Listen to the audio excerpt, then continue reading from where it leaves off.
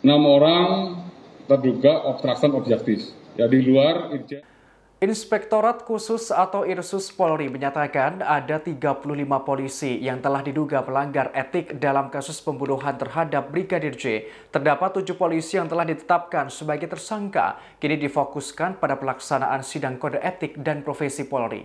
Dikutip dari tribunnews.com, hal ini diungkapkan oleh Kadif Humas Mabes Polri Irjen Pol Dedi Prasetyo saat jumpa pers di gedung TNCC Mabes Polri pada Jumat 2 September.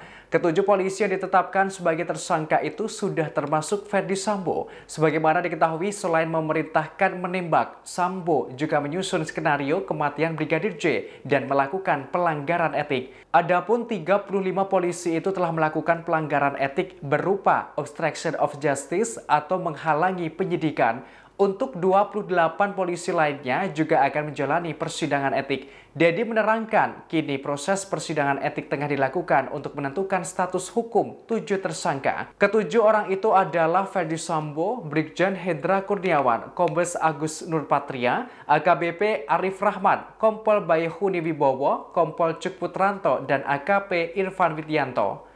Ia menuturkan dari 7 polisi, 1 diantaranya sudah dijatuhi putusan pemberhentian tidak dengan hormat atau PTDH dalam keputusan Komite Kode Etik Polri atau KKEP.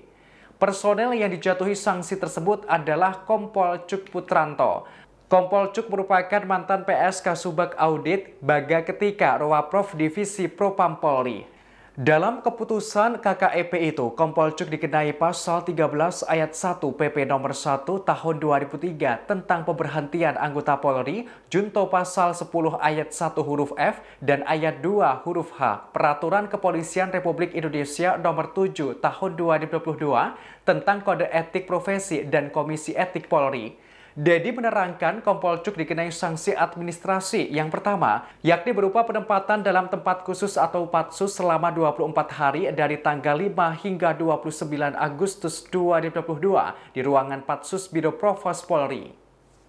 Lantas kedua, Kompol Cuk diberhentikan dari Polri secara tidak hormat atau PTDH. Namun Kompol Cuk tidak terima dengan putusan itu, ia lantas mengajukan banding terhadap hasil putusan tersebut. Memang sidang KKEP ini lebih utamanya digelar untuk 6 orang terduga obstruction of justice. Ya, di luar Irjen FS ya, yang sudah melaksanakan sidang lebih awal ya. Digelar secepatnya ini yang 6 orang yang sudah ditetapkan sebagai tersangka di dalam perkara obstruction of justice oleh Direktorat Cyber Barreskrim. Ya. 2 hari ini kita sudah menggelar sidang KKEP. Yang pertama, kemarin kita gelar Kompol CP, berlangsung kurang lebih sekitar 15 jam, ya baru selesai jam 2 dini hari tadi.